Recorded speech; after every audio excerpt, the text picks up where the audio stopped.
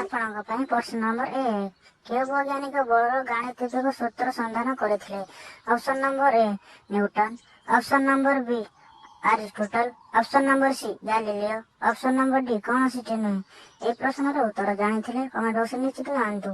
ଆପଣମାନଙ୍କ ଟାଇମ୍ ଏବେଠୁ ଷ୍ଟାର୍ଟ।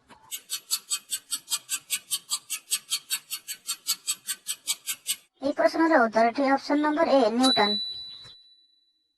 ପ୍ରଶ୍ନ ନମ୍ବର 2 ଠେଲିବା ବା ଟାଣିବା ହିଁ ବଳ, ଏହା କାହାର ଉକ୍ତି? Option number A Newton, option number B Joule, option number C Galileo, option number D Aristotle. এই ପ୍ରଶ୍ନର ଉତ୍ତରଟି ଜାଣିଥିଲେ କମେଣ୍ଟ ବକ୍ସରେ ନିଶ୍ଚିତ ଜାଣନ୍ତୁ। ଆପଣମାନଙ୍କ ଟାଇମ୍ ଏବେଠୁ start.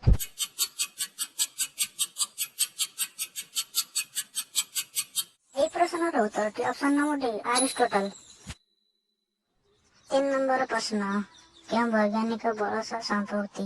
Option number A sir Isaac Newton, option number D Aristotle, option number C Galileo, option number D ଉପରୋକ୍ତ ସମସ୍ତ। এই ପ୍ରଶ୍ନର ଉତ୍ତରଟି ଜାଣିଥିଲେ କମେଣ୍ଟ ବକ୍ସରେ ନିଶ୍ଚିତ ଜାଣନ୍ତୁ। ଆପଣମାନଙ୍କ ଟାଇମ୍ ଏବେଠୁ ଷ୍ଟାର୍ଟ।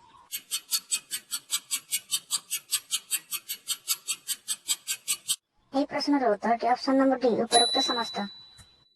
ପ୍ରଶ୍ନ ନମ୍ବର 4 ନ୍ୟୁଟନଙ୍କ ଗତି ସମୁଦାୟ କେତୋଟି ନିୟମ ଅଛି? ଅପସନ୍ ନମ୍ବର ଏ 1ଟି, ଅପସନ୍ ନମ୍ବର ବି 2ଟି, ଅପସନ୍ ନମ୍ବର ସି 3ଟି, ଅପସନ୍ ନମ୍ବର ଡି 4ଟି। এই ପ୍ରଶ୍ନର ଉତ୍ତରଟି ଜାଣିଥିଲେ କମେଣ୍ଟ ବକ୍ସରେ ନିଶ୍ଚିତ ଜଣାନ୍ତୁ। ଆପଣଙ୍କ ଟାଇମ୍ ଏବେଠୁ ଷ୍ଟାର୍ଟ।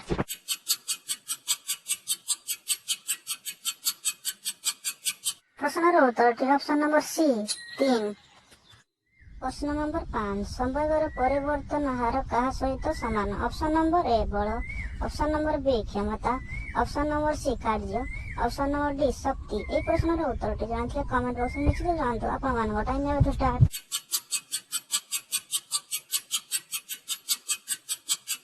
এই ପ୍ରଶ୍ନର ଉତ୍ତରଟି ଅପସନ୍ ନମ୍ବର ଏ ବଳ। ପ୍ରଶ୍ନ ନମ୍ବର 6 ବସ୍ତୁର ଜଡ଼ତାର ମାପ କାହା ଉପରେ ନିର୍ଭର? ଅପସନ୍ ନମ୍ବର ଏ ବସ୍ତୁର ତ୍ୱରଣ, ଅପସନ୍ ନମ୍ବର ବି ବସ୍ତୁର ବସ୍ତୁତ୍ୱ, ଅପସନ୍ ନମ୍ବର ସି ବସ୍ତୁର ସମ୍ବେଗ, ଅପସନ୍ ନମ୍ବର ଡି ବସ୍ତୁର ବେଗ।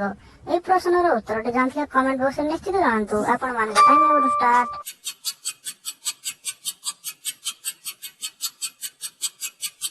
ପ୍ରଶ୍ନର ଉତ୍ତରଟି ଅପସନ୍ ନମ୍ବର ବି ବସ୍ତୁର ବସ୍ତୁତ୍ୱ।